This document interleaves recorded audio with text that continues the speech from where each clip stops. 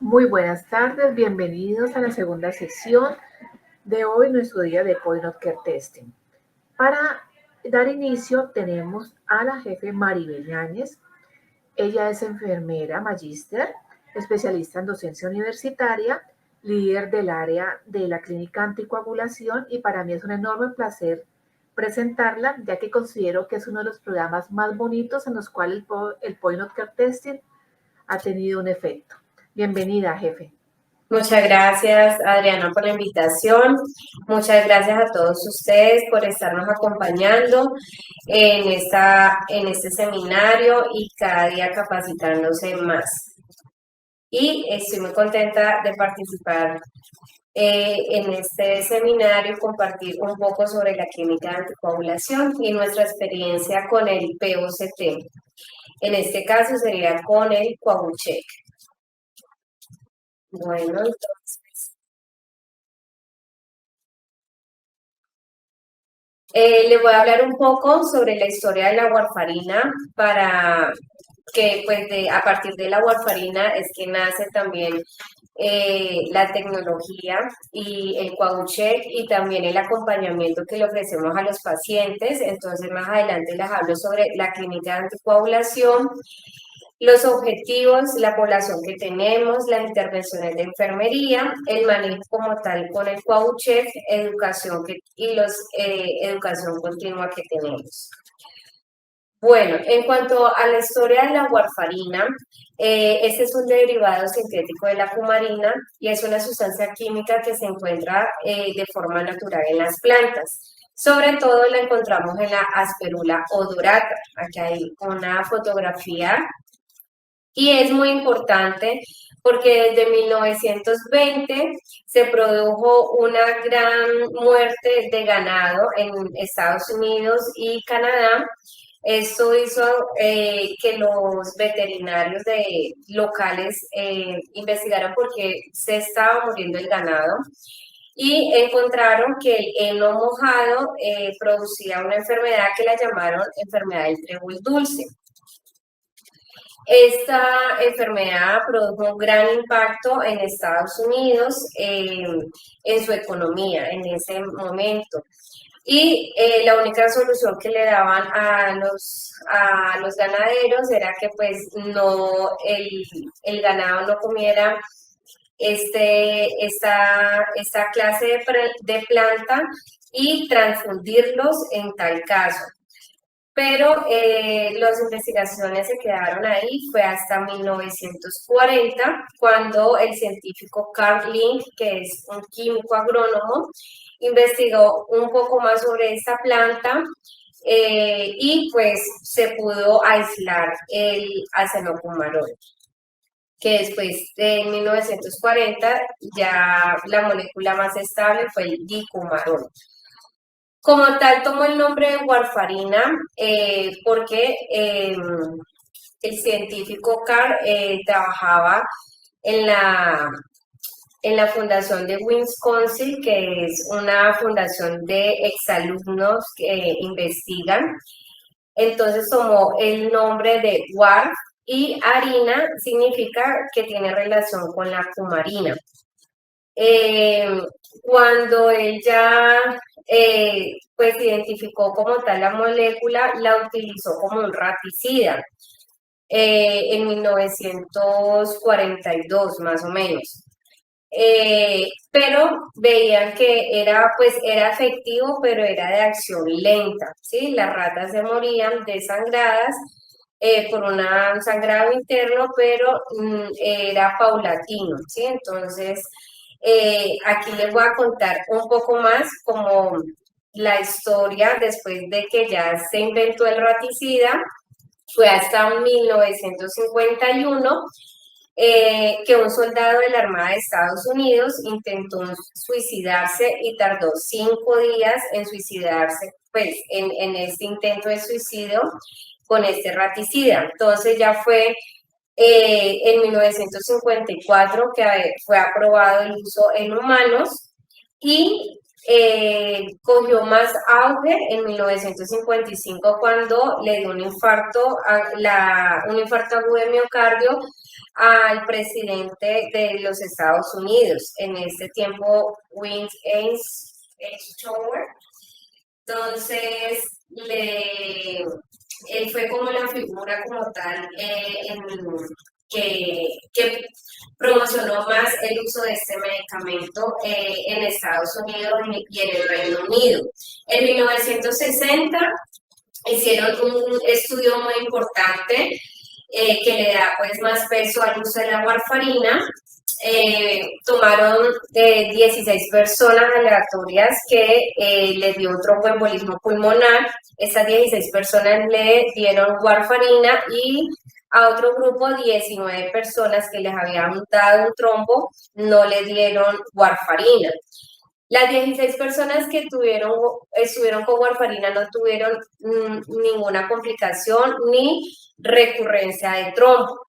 En cambio, las 19 personas que no les dieron tratamiento presentaron 5 personas se murieron y las otras presentaron en su mayoría recurrencia de los trombos. Entonces fue hasta 1982, después de estar utilizando la warfarina y dándose cuenta que pues producía, si no era pues no tenía un buen manejo el paciente, se había sangrado, hemorragia.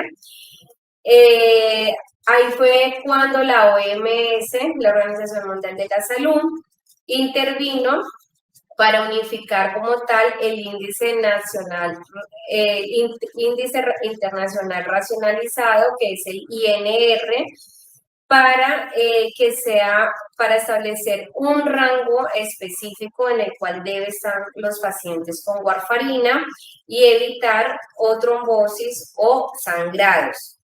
Entonces, después de eso ya se adelantaron más estudios con las heparinas subcutáneas, endovenosas, que es la heparina de bajo peso molecular, la heparina no fraccionada, su incidencia para mejorar las trombosis y en el 2009, por último, llegaron los nuevos anticoagulantes orales, que en el mercado de Colombia tenemos el apixaban, rivaroxaban y dabigatran.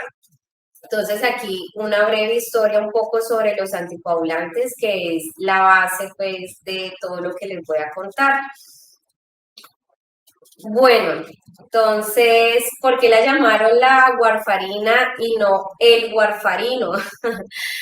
Bueno, porque es demasiado complicada como una mujer. Es bastante complicada la warfarina, por eso es ella.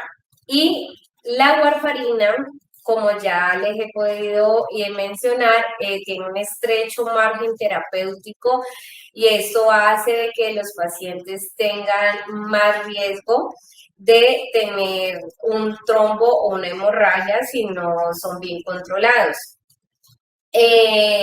La warfarina también tiene interacción con muchos alimentos, en especial los alimentos con vitamina K, como la lechuga, espinaca, el hígado, el lomo de cerdo.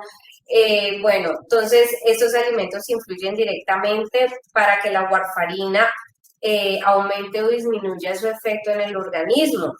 Por eso es tan importante en los pacientes anticoagulados manejarles proporciones iguales de vitamina K. Aparte de la vitamina K, también les afecta a esos pacientes la vitamina C. Esta vitamina C influye directamente en la warfarina, cortando su efecto.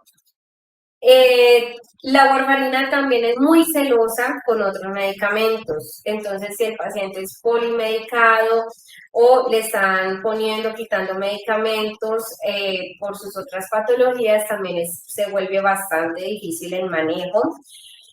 O si tiene antibióticos, en fin, hasta con un acetaminofén, la warfarina se pone celosa y es bastante compleja. También influye en la warfarina todo el estado patológico del paciente, si tiene otras enfermedades, otras patologías que, así sean reumáticas, patologías de tiroides, lo que sea, de diabetes, y si no está bien controlado, nos va a afectar en el manejo del medicamento. Y la parte psicológica del paciente también afecta, su parte, el estrés, la depresión, la ansiedad, son factores que influyen muy directamente también en la pasta.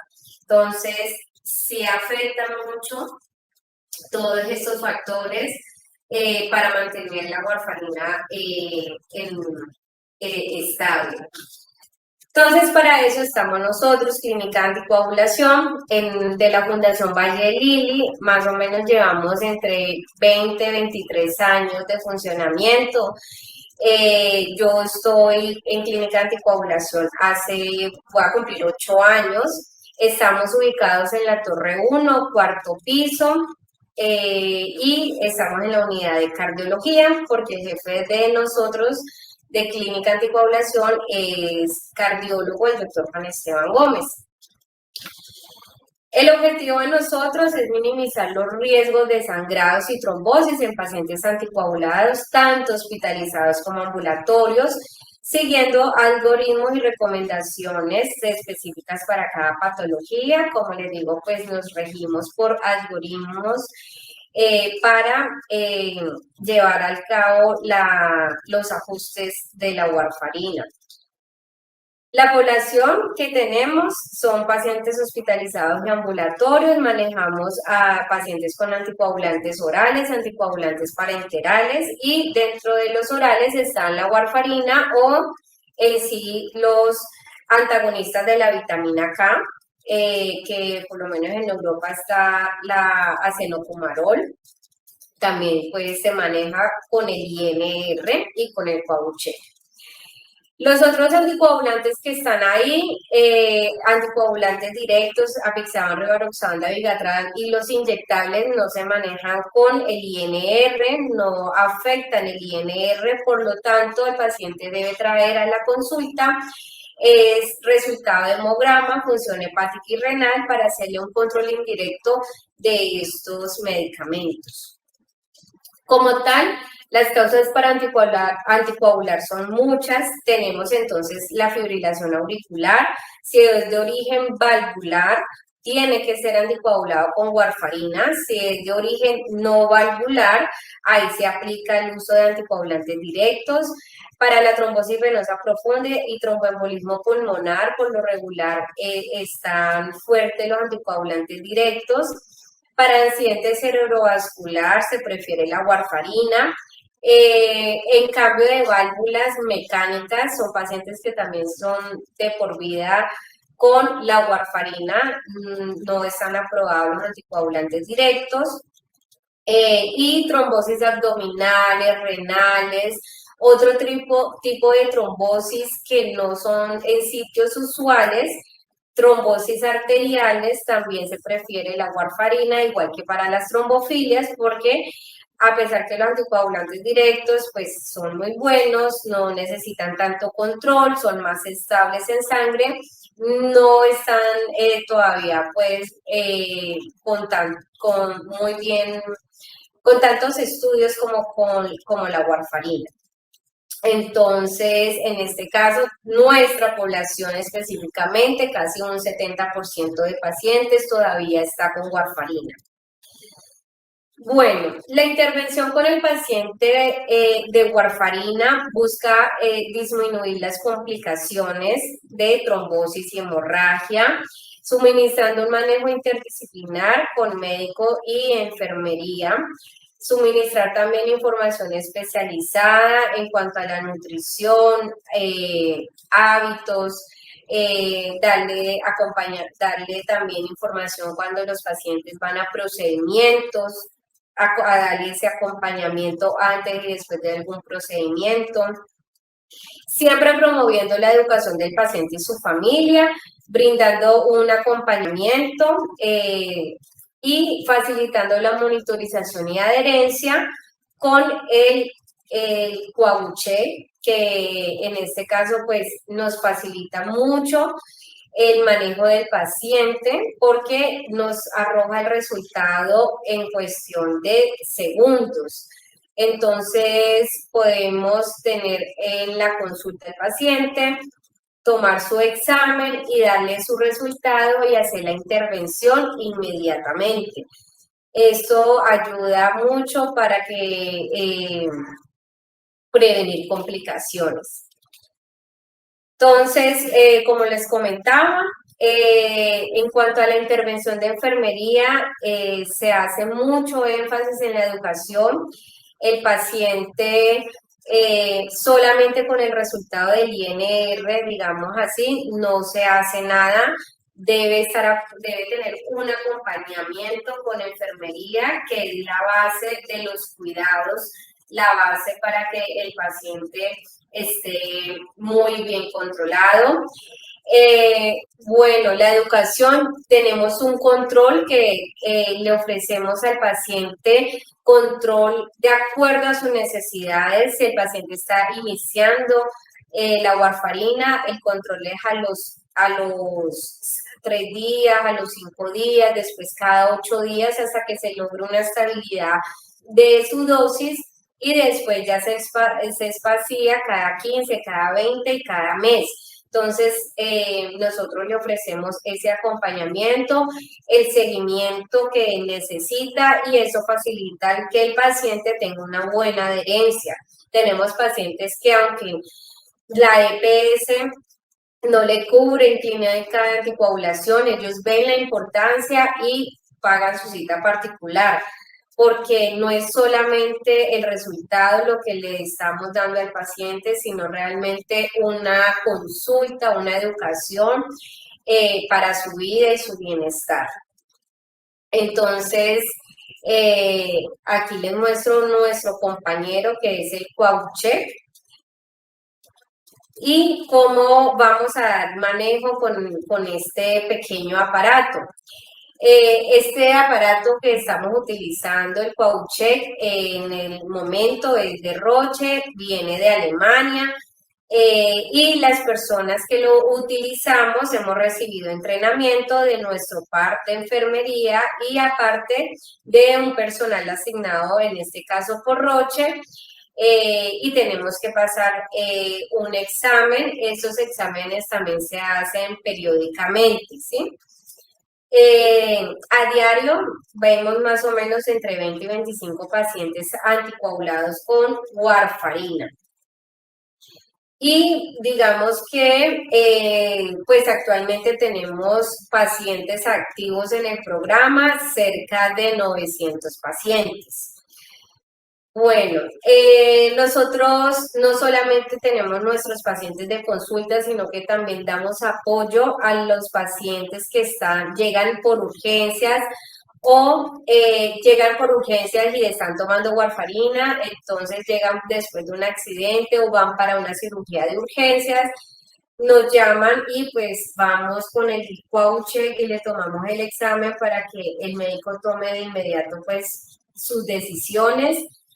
Pacientes que van a cateterismo y de pronto tienen alguna duda antes de meterlo del cateterismo con el INR, entonces también nos llaman. O pacientes que están en hospitalización y que son de difícil, por lo menos los niños, que para no funcionarlos, también entonces solicitan que la clínica de anticoagulación, el servicio, lleve el Coagucheck. Le hacemos el control diario de calidad, el control lo hace la enfermera y este control pues se debe hacer todos los días para corroborar que los resultados estén todos en orden. Lo único de pronto que el aparato no nos arroja es cuando los pacientes están hemoconcentrados. Entonces, no es posible sacar una medición del INR en estos pacientes hemoconcentrados, pero menos mal, que son unos 2 o 3 pacientes que ya tenemos identificados en clínica anticoagulación, que por sus patologías de base, por lo regular, que son cardiopatías, no permite pues la medición y en este caso sí necesita que el INR sea en el laboratorio. El INR máximo que arroja el Coaucher es hasta 8, ya mayor o igual a 8, ya no arroja valor, entonces se debe hacer una retoma en el laboratorio y en estos casos de que el INR sea mayor a 8, el paciente, el conducto regular es que el paciente se vaya para urgencias con un patinador en silla de ruedas y en urgencias pues ya analizan su caso. Y si es el caso de darle vitamina K endovenosa para revertir su efecto, pues se hace su proceso. En sí, en Fundación Valle de Lili, tenemos establecido que los pacientes con INR mayor o igual a 4 o 5 se debe hacer una retoma en el laboratorio, una confirmación. Bueno, entonces tenemos muchos beneficios con el Coauchef. Los insumos son mínimos. Aquí les muestro en la mesa de mayo, solamente tenemos el punzón, el Coauchef con sus tiras, los guantes que se utilizan y la toalla alcoholada. Entonces, esos son los únicos insumos en este caso. Es muy práctico el Coauchef para el uso con pacientes pediátricos, para pacientes, pues para todo tipo de paciente, porque la punción es en el dedo, es una punción dactilar y no tiene, digamos, ninguna eh, contraindicación para los pacientes. Entonces, ha sido muy bien aceptado por nuestra población y más que pues el resultado es inmediato. Entonces, nos evitamos de pronto de que el paciente se tome el INR, se demoren 3, 4 días en un laboratorio en darle un resultado y después darle una cita con enfermera o con médico, como se hace en otras partes. Ya han pasado 8, 10 días, 15 días, y ya un INR después de tanto tiempo no es confiable porque no sabemos qué variación haya tenido ese paciente. Y como ustedes saben, que todo afecta a la warfarina, entonces por eso nosotros no confiamos ni recibimos ningún examen de más de un día, 2 días. Bueno, entonces este es nuestro gran compañero en clínica anticoagulación. Le voy a comentar un poco sobre las situaciones especiales en las cuales debemos indagar como clínica anticoagulación más allá de un resultado. Debemos de indagar e involucrar a la familia y al paciente en su autocuidado. Por ejemplo, hemos tenido un paciente que dice que estaba tomando warfarina, le seguíamos haciendo el INR, seguía subterapéutico y a pesar de los ajustes, seguía subterapéutico y cuando le decimos que traiga la warfarina para examinarla, lo que estaba tomando era metformina. Entonces, pues hay una falla grandísima. El paciente dejó de tomar warfarina porque leyó que era un veneno para ratas, como ya le comenté. La historia de la warfarina sí fue en su momento un raticida, pero pues el paciente abandona el tratamiento por esta situación. Pacientes con INR subterapéutico porque partió todas las tabletas de warfarina y las echó en una bolsa. Entonces, la idea es que estemos muy pendientes de la forma como los pacientes guardan sus medicamentos y pues estamos muy pendientes de ellos en todos estos pequeños cuidados. Esta última paciente es una paciente que le ocurrió este evento hace 8 días, fue una paciente con INRs muy estables, muy juiciosa, pero empezó a tomar jugo de papaya y piña. Estos tienen mucha vitamina C y como les comenté anteriormente, la vitamina C corta el efecto y llegó con una ACV porque el INR se le bajó a 1,09, o sea, no estaba anticoagulada. Y gracias a Dios esta paciente le fue muy bien, la intervinieron a tiempo y no tiene ninguna secuela, pero por eso es tan importante el seguimiento. Entonces, nosotros tenemos una educación continua, un control periódico de nuestros pacientes según sus necesidades. Tenemos cartilla para anticoagulantes inyectables, solo para warfarina y para anticoagulantes directos.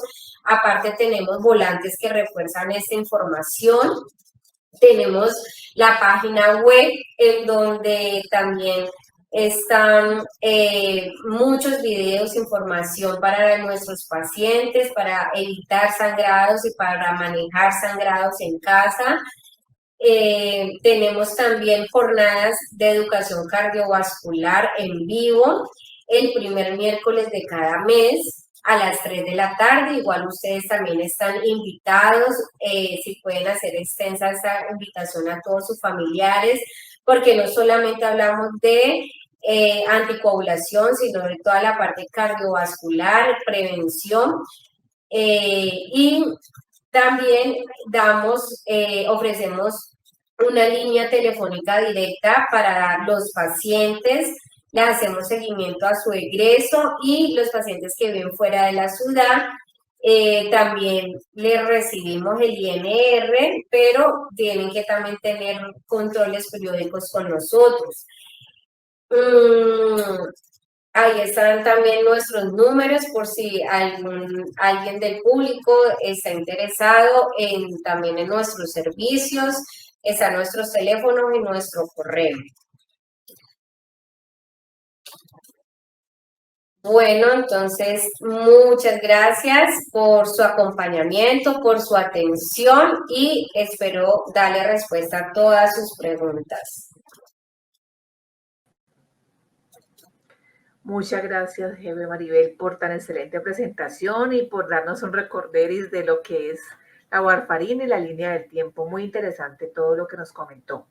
Sí, tenemos algunas preguntas en el chat. La primera, ¿cómo se gestiona el valor crítico en el contexto de la clínica anticoagulación?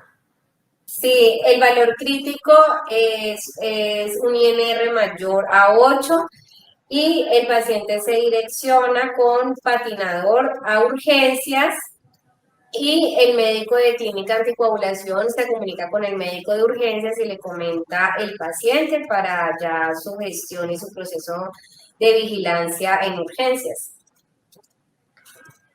¿Cómo se registra el resultado en la historia clínica del paciente? ¿Es manual o es transmitido? Bueno, el INR, el Coahuche transmite el resultado al Enterprise, o sea, al sistema que tenemos de laboratorio, pero no se transmite a la historia clínica, en este caso sí se transmite manual y se hace su registro en la historia, el registro asistencial. ¿Se puede hacer el domicilio del paciente? En el momento no estamos haciendo domicilios, cuando hubo la pandemia, el paro y todas esas complicaciones que nos hicieron que las personas estuvieran en sus casas y la dificultad para desplazarse, sí se ofreció el domicilio, pero en este momento donde ya todo ha vuelto a una normalidad, no hay la necesidad, nuestros pacientes están asistiendo muy activos a los controles y ya los pacientes de pronto pediátricos o pacientes que han deseado tener su propio Coacheck en casa, lo manejan domiciliario, pero siempre con la supervisión de nosotros. Se toma el examen, nos lo reporta y deben de venir también a algunas citas. ¿Utilizan el Coagucheck en otros servicios como UCI pediátrica, urgencias? ¿Cómo diferencian los resultados del Coagucheck que resultan por laboratorio y si tiene código CUPS? Bueno, el Coacheck en este momento en la clínica hay 3, pero los 3 están en clínica de anticoagulación. Por el momento no se han manejado el Coacheck pues, en otra parte de la clínica. Eh, no sé, el código CUPS, ese sí no lo tengo claro. Es, no sé cuál es el número, pero no hay una diferencia como tal. Cuando sale el resultado del laboratorio, no hay una diferencia que fue tomado por Coahuche a cuando es tomado en el laboratorio. Pero siempre cuando es tomado por Coahuche, pues hay un registro en la historia clínica del paciente.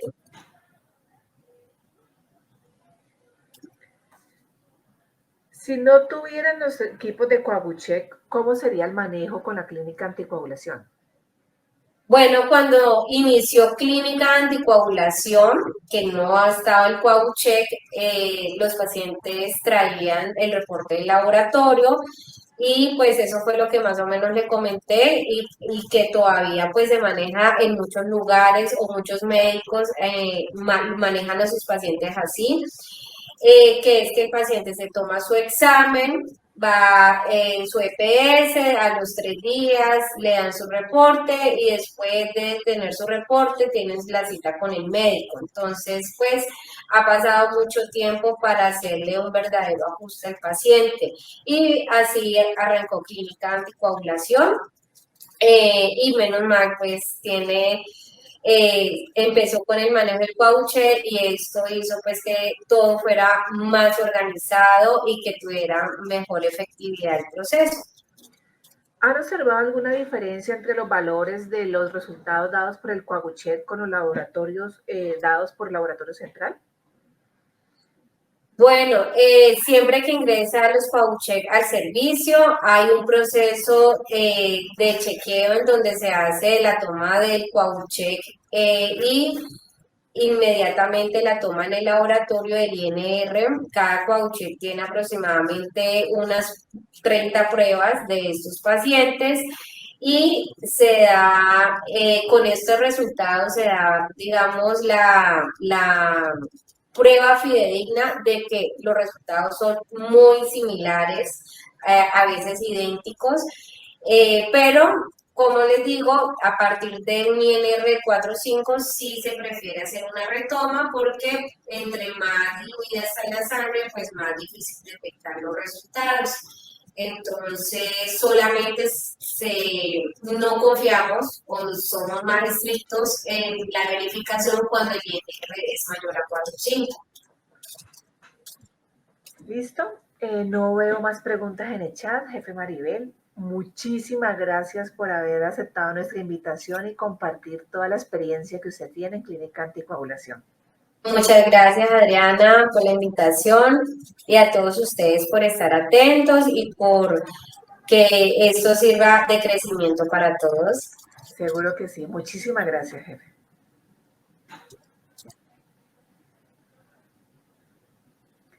Bueno, en este momento los invitamos a un receso y a visitar los stand virtual que tenemos de nuestros patrocinadores. Retomamos las charlas a las 3 de la tarde.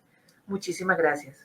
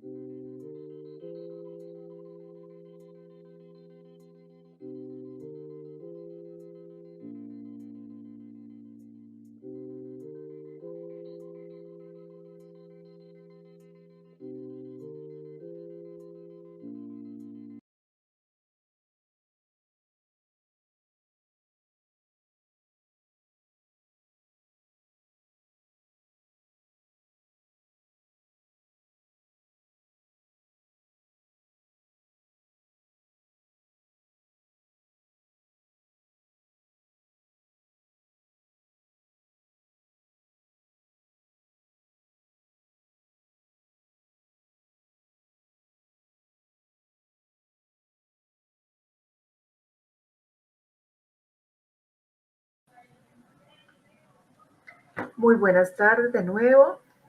Para continuar con las presentaciones en la tarde, tenemos a la bacterióloga Diana Patricia Álvarez Bustos, profesional en bacteriología y laboratorio clínico. Cuenta con más de 6 años de experiencia como especialista clínica en las áreas de microbiología y point of care testing a nivel nacional. También lleva más de 6 años de experiencia en diferentes áreas como microbiología, microscopía, banco de sangre y servicio transfusional. Con la charla Importancia de la preanalítica en el Point of Care Testing. Bienvenida Diana y muchas gracias por aceptar nuestra invitación. Bueno, pues primero que todo, muchísimas gracias por permitirme presentar o estar o participar como tal en esta presentación, en toda esta jornada de capacitación y académica que está realizando como tal la Fundación Valle del Lili. Básicamente, pues el día de hoy les vengo a hablar de algo pues, en cuanto a lo que es la importancia de la fase preanalítica en Point of Care. Acá el contenido que vamos a tener en este momento, pues vamos a ver algo de las generalidades de la fase preanalítica, los factores a considerar en la fase preanalítica, los errores preanalíticos más comunes que nosotros podemos tener en la utilización de este tipo de dispositivos. En cuanto a las generalidades, ustedes bien saben, y pues en cuanto al ámbito sanitario en general y en el laboratorio clínico particular, pues nosotros estamos sometidos a una influencia de una sociedad totalmente dinámica, que cada vez la demanda una atención de mayor calidad y está orientada como tal al cuidado de las personas. Las condiciones clínicas del paciente, su ubicación e incluso las distintas estrategias terapéuticas requieren que los resultados de las pruebas del laboratorio sean emitidas en celeridad adecuada, pues para que sean llevados a cabo las correspondientes conductas y actuaciones ante los, pues por medio de los médicos ante los pacientes, ¿sí? Ustedes bien saben que pues, el laboratorio ha sido y pues durante varios años y será pues la mejor solución para la respuesta a las necesidades asistenciales, proporcionando pues resultados pues con totalmente fiables, de alta calidad, confiables, pero pues hay un punto débil como tal, es en el tiempo de respuesta total para ciertas determinaciones, ¿sí? Ustedes bien saben y como lo hemos venido hablando, bueno, como lo han venido hablando durante toda la jornada académica que hemos tenido pues, todo durante esta mañana, pues los avances de la tecnología y la incorporación de toda la tecnología como tal en dispositivos médicos que han reducido su tamaño, han hecho posible el acercamiento de las pruebas de laboratorio clínico al paciente, pues ofreciendo una nueva visión de la función como tal del laboratorio. Esto básicamente es como una mano extendida del laboratorio clínico que tiene, pues para como tal la asistencia de los pacientes. Entonces, básicamente, el objetivo principal, incluso pues en sí en general de un ciclo analítico, ya sea para laboratorio clínico, ya sea para point of care, primero pues es obtener una muestra de un material biológico del paciente, ¿sí? Para realizar un estudio totalmente pues solicitado por el médico en donde les ayude a orientar pues un diagnóstico, un seguimiento, terapéutico, una evaluación o pues una prevención como tal de la enfermedad, ¿sí? Por eso pues obviamente nosotros siempre, estos tipos de dispositivos van muy de la mano como tal a los lineamientos del laboratorio clínico. En cuanto a la estructura de los dispositivos de POCT, pues la realización de las pruebas fuera del laboratorio se exponen a una gran variedad de entornos, ¿sí? Esos entornos incluyendo, pues por lo general podemos encontrar dispositivos, eso depende de la necesidad como tal de la institución, ya sea intra o extra hospitalaria, ¿sí? Donde podemos encontrar dispositivos en el área de urgencias, en donde podemos encontrar dispositivos en el área de UCI, en las diferentes UCIs que podemos encontrar a nivel hospitalario, en donde pues nosotros, por ejemplo, que tenemos dispositivos en el área de cirugía, ya sea cirugía general, cardiovascular u otras especialidades, en el área de hemodinamia, en el área de radiología y también, pues, como ustedes bien saben, en estos últimos 3 años, a medida de todo lo que ha pasado con la pandemia, pues ya empezó a implementarse como todo el tema de atención de home care. Acá ya también vamos a encontrar este tipo de dispositivos para este tipo de atención, ¿sí? Las brigadas de salud, porque anteriormente ustedes bien saben que las brigadas de salud pues iba todo el área clínico e incluso se tomaban la muestra y estas muestras iban y se procesaban al laboratorio y se esperaba si de pronto pues o otra brigada de salud o que de pronto ese paciente que estaba pues a espera de unos resultados fuera hacia la clínica para poder tener como tal gestión sobre su diagnóstico, su proceso que estaban en evaluación. Y obviamente en las ambulancias. Entonces, como ustedes pueden ver, tenemos diferente o hay una gran variedad de entornos que obviamente pueden afectar de forma adversa todos los análisis de la muestra. Por este motivo, pues la garantía de la calidad analítica de las pruebas cerca del paciente requiere, además del control de las variables tradicionalmente, se debe tener conocimiento técnico y operativo que influye en el proceso analítico. Esto creo que es algo muy crítico que se debe tener en cuenta. Nosotros no debemos generalizar porque cada dispositivo o cada marca tiene unos lineamientos totalmente diferentes en cuanto a sus especificaciones y manejo tanto del dispositivo y de la muestra, independientemente que se determinen lo mismo, ¿sí? Entonces nosotros no tenemos que normalizar ese tipo de cosas.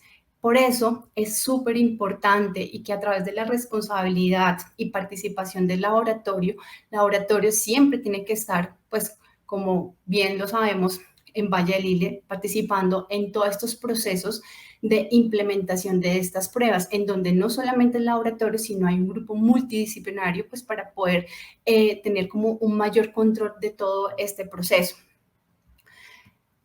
¿Cuáles son los procesos preanalíticos o fase preanalítica de POCT? ¿Sí? El proceso preanalítico para el POCT inicia básicamente desde la solicitud por parte del médico de análisis o por parte del personal clínico.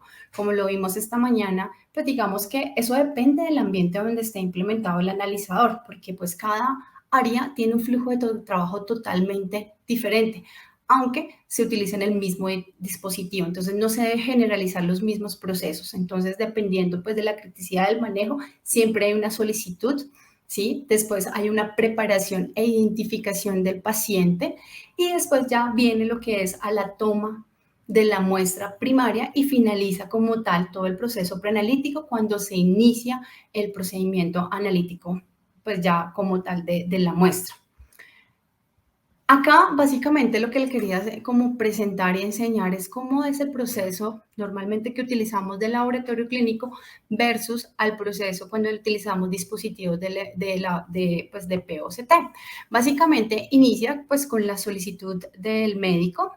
Esta solicitud del médico pues hacen una orden de la prueba, dependiendo pues internamente si puede ser impresión como tal de las etiquetas. Por lo general, en ciertas instituciones utilizan códigos de barras para hacer esta identificación, sino pues que en algunas, no es en todas, pues se hace manualmente. Ya después de eso, pues se procede hacia la obtención de la muestra. Ya después que se obtiene la muestra, ya está debidamente etiquetada, marcada, se empieza a hacer transporte como tal de la muestra. Esta la recibe el laboratorio clínico. Cuando la recibe el laboratorio clínico, él mira las condiciones de esta muestra, si esta muestra cumple, pues para ser procesada, ¿sí? Esto es un proceso generalizado, no específicamente de algún laboratorio.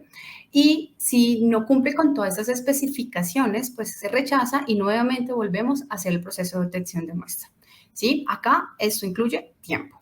Después de hacer esta recolección o esta, digamos, verificación del estado de la muestra, pues si es aceptada, o sea, no hay que rechazarla, el espécimen ya o la muestra está exportada dependiendo que la solicitud que se esté presentando a las diferentes áreas y acá, pues obviamente, dependiendo pues de lo que se requiere, por lo general las muestras del laboratorio que nosotros utilizamos, pues utilizamos en la mayoría, en algunas ocasiones, en diferentes áreas, pues hay que hacer unos procesos, unos pasos de más para poder procesar la muestra, que es como, no sé, centrifugación, separación, etcétera, entre otros.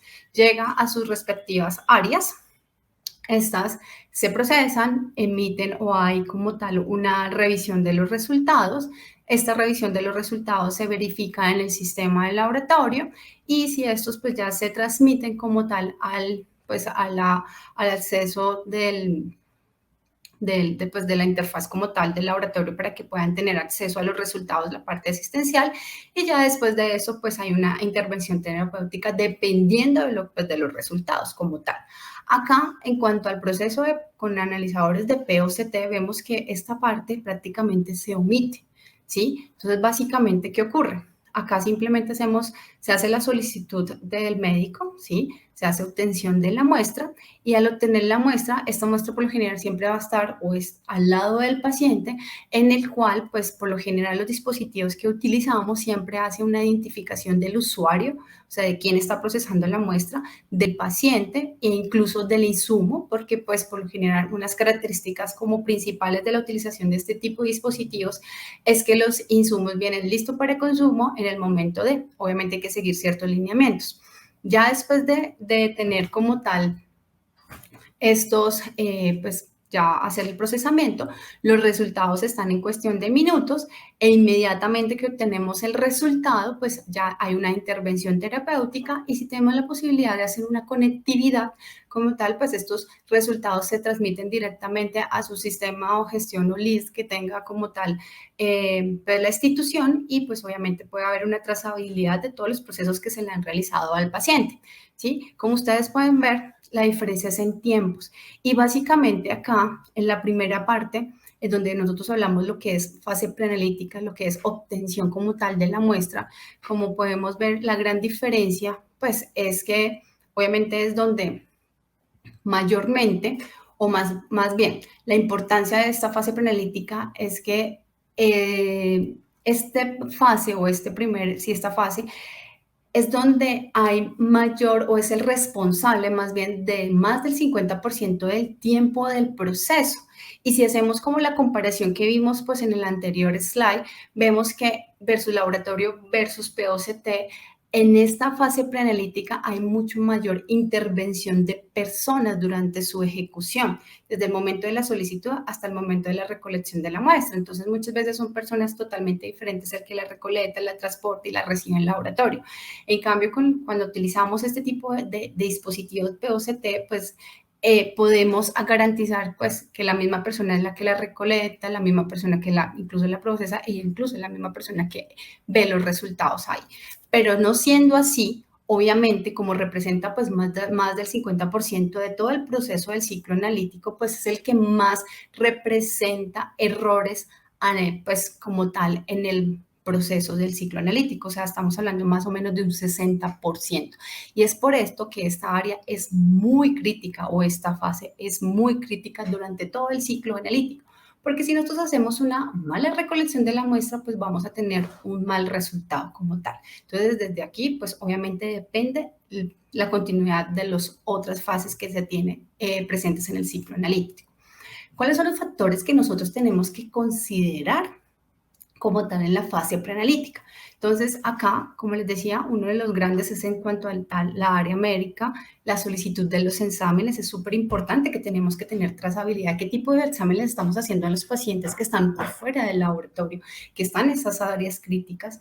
¿Sí? Segundo, pues esto también está más asociado como tal al paciente, pues en la identificación del paciente y todo lo que son los pasos de la extracción de la muestra. Ustedes pensaban que esto se divide en 3 pasos importantes, en donde tenemos la prepunción, en donde pues vamos a hacer, mira, la preparación y condición del paciente, tenemos la punción, en donde está el sitio de punción, desinfección y todos los dispositivos de recolección que tenemos que utilizar para poder realizar el procesamiento, y la pospunción, en donde pues después de tener la muestra, pues que tenemos que mirar las condiciones, que hayan una buena relación de muestra anticoagulante, que haya una mezcla, que haya una estabilidad.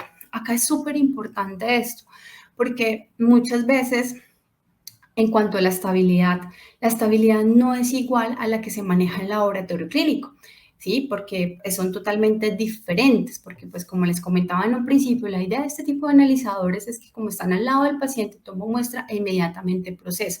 E incluso la estabilidad máxima de algunos analitos, algunas determinaciones, dependiendo pues de la tecnología y el principio de medición para estas áreas de POCT son en horas, ¿sí? O en minutos. Entonces acá pues la idea es esa, no es esa que se tome se recolecta la muestra, se procesa inmediatamente, no que se espere después de un tiempo a ser procesada porque pues obviamente no va a cumplir como tal su función, pero eso puede pasar. ¿Por qué? Porque este tipo de dispositivos están implementados cuando estamos hablando intrahospitalariamente, están implementados en áreas críticas, en áreas donde pues estas pruebas se manejan en casos de estrés, de mucha dinamismo en el momento. Entonces, muchas veces, dependiendo de lo que esté pasando en el momento, se toma y a veces se dejan ahí, se van a hacer otras cosas, dicen, oh, por Dios, me acordé, ¿sí? Pero pues ese no es el deber ser de las cosas, pero es algo que puede pasar y puede pasar muy comúnmente, perdón.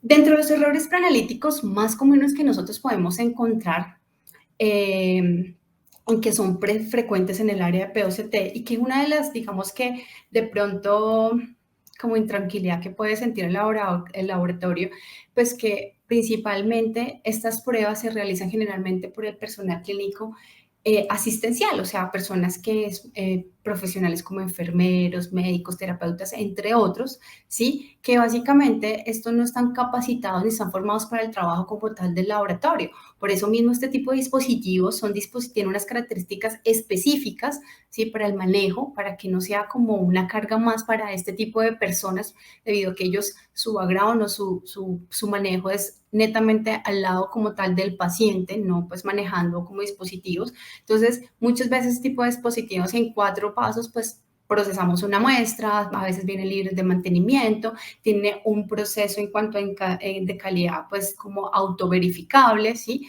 Entonces, eso pues también garantiza que entre cierto modo pues se pueden determinar ciertos errores, ¿sí? Además, las pruebas, como les comentaba, en la mayoría de las veces cuando hablamos intrahospitalariamente, pues se realizan en pacientes que reciben varios medicamentos, líquidos y que el muestreo se realiza repetidamente como tal en un estado pues que el paciente no está en ayunas o en diferentes momentos del día, ¿sí? Y estos pacientes a menudo no están conscientes, de pronto la venopunción es un poco más complicada porque pues tienen difícil acceso o la fragilidad de las mismas venas de tanta, pues dependiendo de la condición clínica, ¿sí? Entonces esto también hace que todo este tipo de condiciones interfieran como tal en obtener una muy buena muestra, ¿sí? Entonces, para evitar estos errores, que ya ahorita los vamos a ver como los más frecuentes y lo que pues se ha visto como tal en la práctica y lo que más se lee en la literatura, ¿sí? Para poder evitar este riesgo de los posibles errores, todos estos procedimientos deben estar estandarizados y obviamente, y lo ideal es que siempre sí o sí estén automatizados. Obviamente que, como les comento, siempre y cuando sea posible, pues que lo permita la institución, ¿sí? Entonces, y acá pues tenemos que llevar siempre como los lineamientos, obviamente institucionales, y siempre seguir los lineamientos de las instrucciones de fabricante, ¿sí? Porque, como les comentaba en un principio, el manejo, independientemente que vayamos a hacer la misma determinación en cuanto a las instrucciones del manejo de la muestra, ¿sí? Puede ser que el dispositivo obviamente sea diferente, pero el manejo como tal de la muestra, de los insumos son totalmente diferentes. Nosotros no debemos generalizar, porque es que yo tomaba la muestra de esta forma y procesaba o realizaba gases arteriales, pues yo lo hago igual así y pueda que para este analizador no funcione de la misma forma. Entonces, dentro de los errores más frecuentes que hemos encontrado, digamos que digamos con el área médica, acá básicamente basta con la solicitud de los exámenes. Esto va más relacionado como tal a lo que es la petición de los exámenes que están mal formuladas. Muchas veces hay determinaciones que nosotros lo manejamos a nivel de laboratorio y hay determinaciones que nosotros lo manejamos a nivel de POCT. Y muchas veces puede ser que el personal clínico, el médico, pues no sé, tenga alguna equivocación como tal en todo este proceso y no, digamos, solicitó una prueba por laboratorio clínico y mentiras que al paciente se lo ejecutaron por POCT y si hay, digamos, que tenemos transmisión de resultados, pues este resultado no va a llegar como tal al paciente porque no va a haber ningún enlace o si lo vamos a hacer manualmente, de igual forma no podemos ingresar esa información y desde ahí empiezan los errores como tal, ¿sí? Y como les decía anteriormente, en un mundo ideal, la idea es que pues que todo esté conectado, ¿sí? Que todo sea automatizado y evitemos pues el tema de diligenciar manualmente porque obviamente eso ya va más a la fase final de posanalítica, pero evitamos errores como tal. E incluso si se hace manualmente ese tipo de solicitudes, acá es súper importante como tener en cuenta esta petición cuando la hacen pues mal formulada porque desde un principio estamos incurriendo pues a errores. Y estos tipos de exámenes pues muchas veces no se pueden tener trazabilidad como tal, aunque se adhiera como en la historia clínica y también pues al final del proceso pues pueden decir incluso hasta ni se puede facturar. Entonces, por eso es súper importante que si nosotros manejamos este tipo de analizadores en nuestra institución, pues haya como un proceso de capacitación al personal médico, al personal que haga la solicitud para que pues obviamente haya trazabilidad como tal de todo este tipo de peticiones que se les realiza como tal al paciente. Y este es el primer punto de control o la primera fuente de control que debemos tener en cuenta en todos los errores preanalíticos que tenemos. El otro punto que es importante, esto va más adherido como tal a los insumos en la selección de dispositivos de recolección, ¿sí? Como les decía en un principio, dependiendo de la tecnología, dependiendo de qué tipo de determinaciones se están realizando, siempre hay unas especificaciones de cuáles son los dispositivos que se deben recolectar la muestra, ¿sí? Y esto a su vez también nosotros tenemos que tener en cuenta cómo es el manejo de estos tipos de dispositivos, porque en el mercado pueden hacer lo mismo de 1000 diferentes marcas, pero cada marca tiene una especificación específica de manejo. Y esto no generalicemos, porque eso es algo importante que tener en cuenta, porque muchas veces los errores empiezan desde ahí, ¿sí? Porque de pronto, no sé, yo antes utilizaba una jeringa heparinizada de 1 mililitro y lo mínimo que yo necesitaba tomar muestra era 0.6, pero de pronto en otra marca no era 0.6 sino 0.8, un ejemplo, y pues ahí como pues yo la otra lo hacía así, pues yo lo hago igualmente así, y desde ahí empezamos a incurrir en errores como en el proceso de la muestra. Lo otro importante, pues en el fase preanalítica muchas veces se involucra los reactivos que nosotros utilizamos en el procesamiento, porque pues como les decía, dentro de las características que se obtiene como tal del manejo de estos dispositivos es que los reactivos son prácticamente listos para uso, pero hay algunos que dependiendo que sea una tarjeta, un cartucho, etcétera, tiene ciertos lineamientos para poderlos manipular y manejar, que se conservan a una temperatura de refrigeración, que en el momento de sacarlos a temperatura ambiente hay unos tiempos determinados para temperar antes de uso. Y todo ese tipo de cosas, si nosotros no hacemos estos lineamientos en el momento antes de depositar la muestra en el cartucho como tal, pues obviamente vamos a incurrir en errores. ¿Por qué? Porque pues el cartucho estaba muy frío y esto pues obviamente va a haber alteraciones como tal en algunas determinaciones. Entonces, eso también por eso se integra como tal aquí los insumos. ¿Y qué son los errores preanalíticos más comunes que nosotros podemos encontrar? En cuanto al paciente, pues creo que la mayoría y la gran mayoría de los errores están acá concentrados en el paciente. Entonces, por eso nosotros tenemos que llevar como toda la trazabilidad de este proceso. Y dentro del paciente, el primer error que nosotros más encontramos es el error en la identificación de la muestra, ¿sí? Entonces, ¿y por qué? Porque muchas veces eso, como les comentaba, depende del flujo de trabajo de cada área.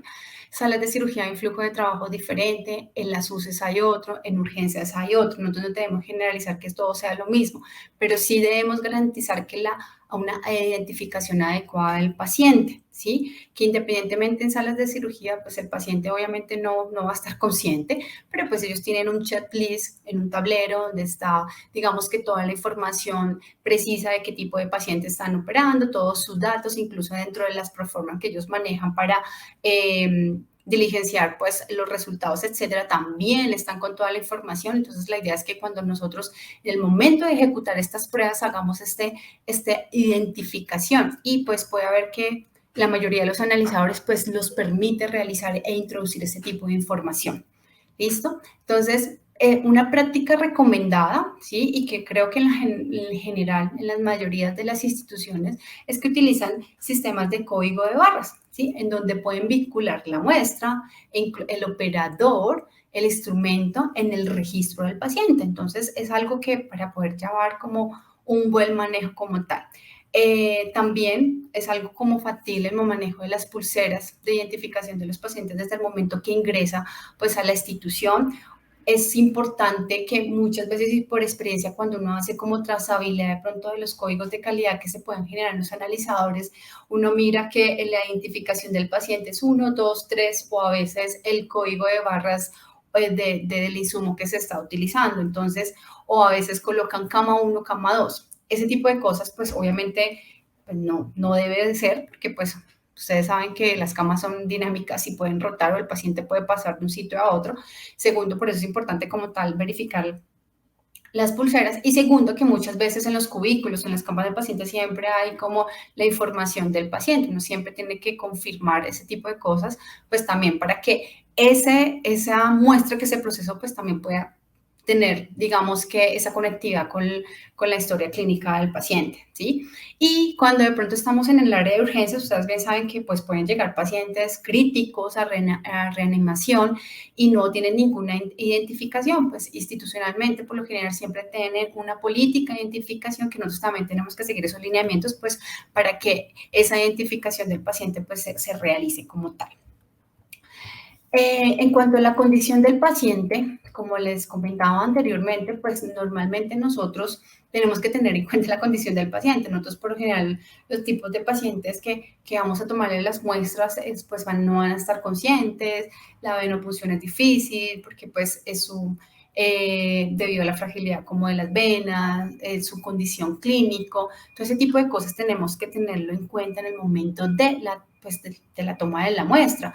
E incluso, por ejemplo, la actividad física. No es que el paciente se levante, no, sino simplemente el hecho de conmover al paciente para hacerle, no sé, el cambio de las sábanas, hacerle limpieza general al paciente. Para ese tipo de pacientes que están en unas condiciones críticas, eso es una actividad física. Y si le vamos a hacer unos gases arteriales inmediatamente después, pues obviamente vamos a incurrir pues en algunos resultados que no va a ser lo que realmente tenga el paciente. Entonces, ese tipo de cosas siempre las tenemos que tener pues como tal claras en cuanto al proceso. En cuanto a lo que es el sitio de muestreo, que es algo pues súper importante, normalmente este tipo de tecnologías, el tipo de muestras que nosotros utilizamos es sangre pues total, ya sea sangre venosa, ya sea sangre arterial, sangre capilar, ¿sí? Acá lo más importante, primero, pues nosotros y como todas las entidades como Vaya de Lili siempre siguen como las directrices del CLSI para que realizar una buena recolección y punción como tal de ese, dependiendo del tipo de muestras y hay que seguir estas directrices, pero el error más común en cuanto al sitio de muestra está relacionado como tal cuando hacemos pues toma de muestra que no está recomendada, obviamente por vía intravenosa en el catéter, ¿sí? Entonces, básicamente, acá tenemos que seguir los lineamientos de cómo si tocó realizar el proceso por tomar la muestra, cómo debemos realizar bien la ejecución de ese proceso, cómo debemos determinar o recolectar la muestra realizando recortando unas cantidades del volumen muerto del catéter y siguiendo ciertas especificaciones para el mismo, ¿sí? Porque realmente este es pues digamos que el ítem más importante en el momento de recolectar la muestra. El otro es la técnica de muestreo, ¿sí? Los dos errores o tres errores más comunes en la técnica de muestreo es cuando hacemos punción capilar y cuando hacemos punción venosa con jeringa. Como lo vimos ayer, pues obviamente no es lo recomendado, incluso lo dicen las guías, pero pues en ciertas ocasiones si se toman, pues hay que también seguir ciertos elementos para que esa mala técnica o esa técnica no incurra a errores. En cuanto a los errores más comunes, como tal, cuando realizamos toma de muestra capilares, cuando por ejemplo hacemos un masaje excesivo pues en el sitio donde puncionamos y apretamos ese sitio hasta cuando me salga la gota, porque pues este dispositivo necesita una microgota y pues como solamente necesitan una microgota, necesito que me salga un pedacito, independientemente cómo lo haya hecho, yo necesito eso. Sí, porque pues no quiero volver a tomarle muestra, porque tengo poco tiempo, etcétera. Hay muchas variables detrás ahí, pero pues eso, si nosotros hacemos ese masaje excesivo, pues obviamente primero, pues se realiza cuando no hay buen flujo capilar. Segundo, muchas veces las concentraciones empiezan a disminuirse falsamente de algunas determinaciones por la dilución con el líquido tisular, y también puede haber un aumento falso de las concentraciones de lo que son del potasio por causa de la hemólisis. Entonces, aquí esta es una prueba pues crítica en el momento de si se da la utilización. Y cuando hacemos, por eso también tenemos que tener en cuenta qué tipo de lancetas nosotros vamos a utilizar para la toma de la muestra.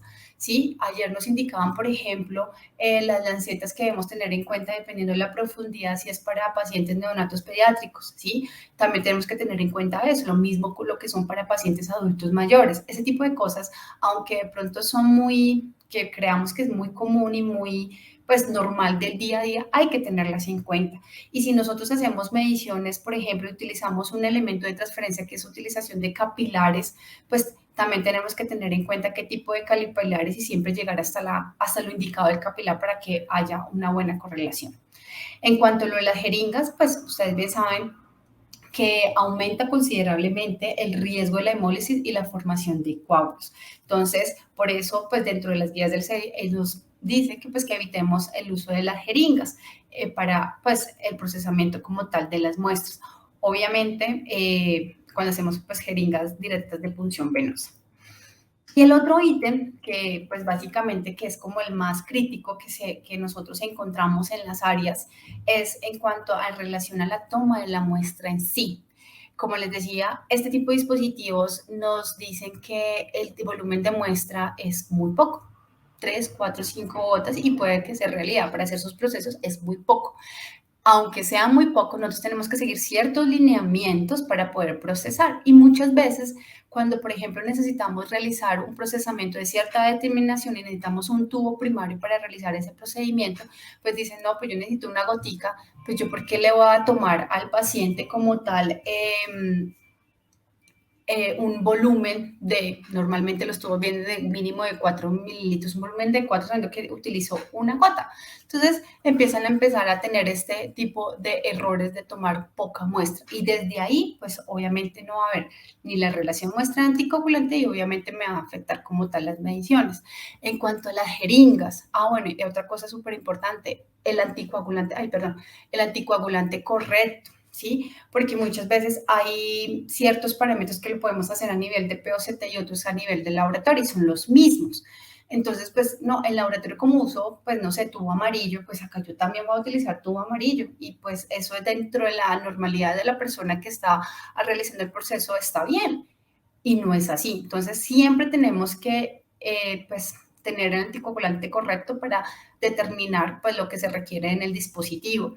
La relación muestra anticoagulante también con las jeringas de gases arteriales, ¿sí? Aunque sea muy volumen, muy poco, pues siempre ahí tiene que haber una relación muestra anticoagulante. Este tipo de jeringas siempre hay un mínimo de muestra que se puede recolectar para cumplir esta relación muestra anticoagulante y no tengamos como tal interferencias en las mediciones, más que todo, y afecta pues a las mediciones de pH, hablando pues de los gases arteriales, ¿sí? El tema de los microcoágulos, porque como decimos, pues el analizador está acá al lado, pues yo tomo muestra y proceso.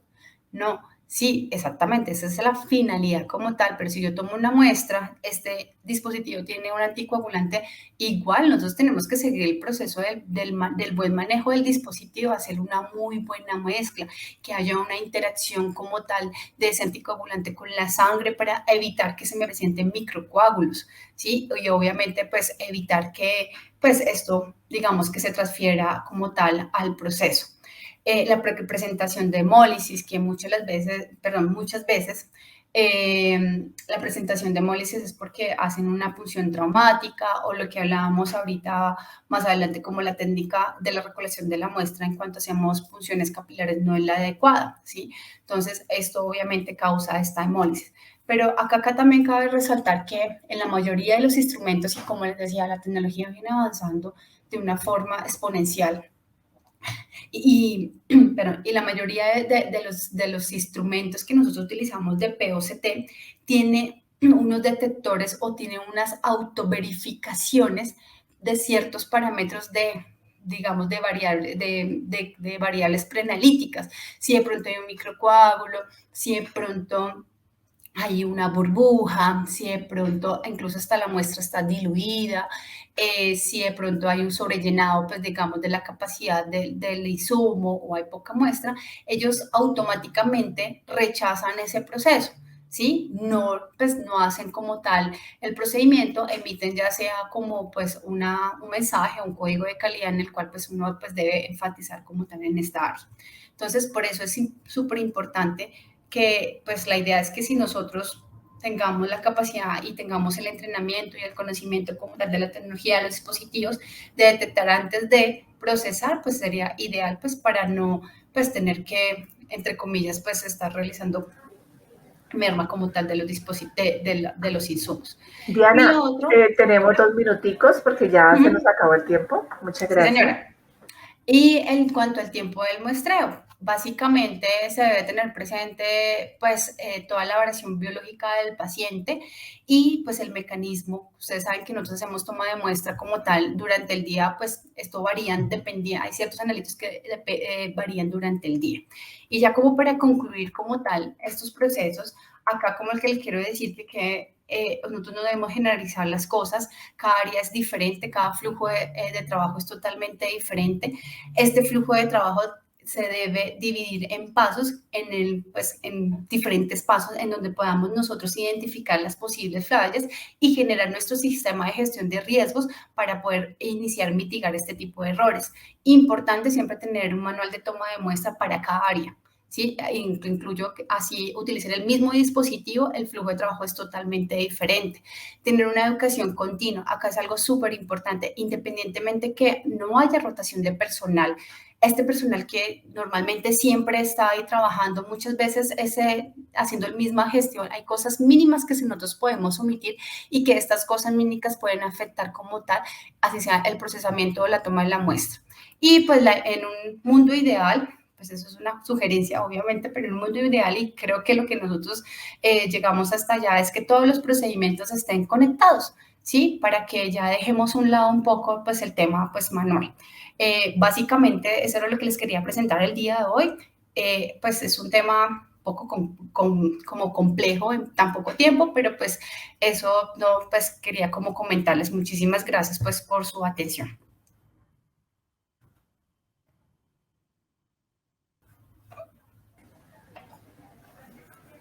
Muchas gracias, Diana, por tu presentación. Tenemos unas preguntas rápidamente. Según lo expuesto por usted, parece que el point of care testing conlleva muchísimo riesgo de calidad por ocurrir en un ambiente menos controlado, en pacientes intervenidos con líquidos, con estados clínicos inestables. Es de difícil acceso venoso, posiblemente compartido con accesos para medicación. El paciente no esté preparado para el examen, potencialmente sin registros clínicos para cada paso, sin conectividad y efectuado por personas que no son profesionales del laboratorio. En este contexto, hacer apoyo en el diagnóstico POCT es más costoso y tiene muchos riesgos. ¿Es mejor no hacerlo entonces? No, porque como les comentaba en un principio como tal, los requerimientos actuales que para ciertos tipos de pacientes requieren que hayan unas pruebas determinadas, eso no es en todos los procesos del laboratorio, acá cabe aclarar, son ciertas pruebas determinadas, requieren de un procesamiento o de un resultado rápido de una muestra para tomar gestión y acción sobre ese paciente, porque el tiempo es crucial. Sí, de pronto esperamos como ese ciclo analítico que normalmente nosotros tenemos en el laboratorio clínico, ¿sí? Y obviamente pues se puede incrementar, digamos que algunas morbimortalidades como tal en el paciente, como lo vimos esta mañana, que es un ejemplo súper claro y lo que comentaba cuando en una cirugía cardiovascular. ¿Sí? Ellos no pueden enviar una muestra al laboratorio sabiendo que están en un momento crítico, que deben tomar una decisión y que dependiendo de ese resultado hay una acción. Entonces, acá es algo que no debemos generalizar. POCT no es que vamos a tener un laboratorio clínico en cada área, no, son para ciertas pruebas específicas, críticas, que se debe tener en el momento. ¿Por qué? Porque eso incluye, obviamente, digamos, pues en el paciente, obviamente hay muchas, digamos que se me fue la palabra, pero o sea, incluye como tal el estado del paciente en el tiempo como de respuesta. ¿Sí? Entonces no es un tema que no se pueda, por eso mismo tenemos que nosotros tener como una gestión de riesgos para cada proceso, porque es lo mismo que nosotros manejamos en laboratorio, porque igual incluso manejamos mismas muestras, ¿sí? Que se envían al laboratorio y son los mismos como tal que toman las muestras, ¿sí? Pero pues es otra dinámica que se está utilizando. ¿Deberían los distribuidores de Point of Care Testing no colocar equipos en escenarios donde haya riesgo de mal uso y problemas de seguridad del paciente? No, pues por eso está el tema de las capacitaciones, la educación continua, o sea, tanto distribuidores, que básicamente los distribuidores están creados porque son aliados estratégicos de las marcas como tal, y por eso por eso se cree como una educación continua, como pues, en general con los usuarios, ¿sí?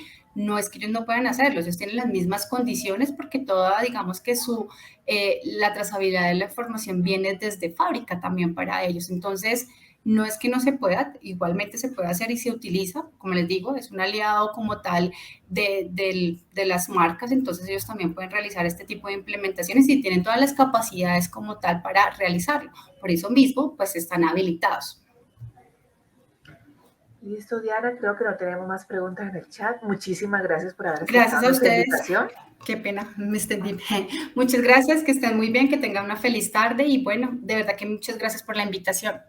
Muchas gracias a ti por Hasta participar en nuestra luego, que actividad estén bien. académica. Hasta luego.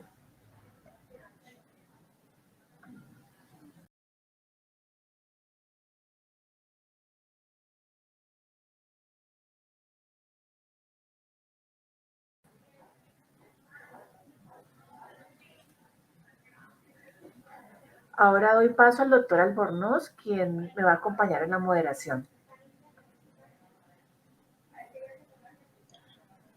Muchas gracias, Adriana. Bienvenido, Un doctor. segundo. Tengo exceso de monitor de audio por acá. Interesantísimas las charlas de esta tarde también, como esta mañana. Quiero enfatizar esta última, en donde se anunciaron una serie de, una matriz de riesgos, un análisis de todo lo que puede ocurrir mal en laboratorio descentralizado, que es lo que POCT entraña. Muy importante la alusión a las fuentes de error que pueden darse y el llamado de atención. La última pregunta tenía que ver con que si un distribuidor o importador debería abstenerse de colocar equipos donde se los va a usar mal. La expositora opinó que no, porque para eso se capacita. Pero es más difícil capacitar un personal clínico en un ambiente no controlado con problemas de pacientes inestables, de acceso venoso difícil y otras cosas que están en el análisis de riesgo, que funcionar con profesionales de laboratorio. Ese es el gran reto del POCT. Muy bueno, muchas gracias. Una participación importante y nutrida de parte de la audiencia presente. Aquellos que hayan tenido que ausentarse momentáneamente o por segmentos de esta jornada en los días de ayer y de hoy, tienen oportunidad de repasar y volver a ver o ver por primera vez lo que está grabado, que es la totalidad de las sesiones con la autorización previa de los conferencistas, utilizando el mismo vínculo. Quedan estas grabaciones disponibles. La Fundación Valle de Lili, en alianza con la Universidad ICESI, dentro de la Alianza Profunda por la Vida, da las gracias por su participación a los expositores y por su audiencia a los asistentes virtuales, deseando que nos acompañen en próxima ocasión en este y otros tópicos de interés para el sector. Muchas gracias, feliz tarde y feliz fin de semana.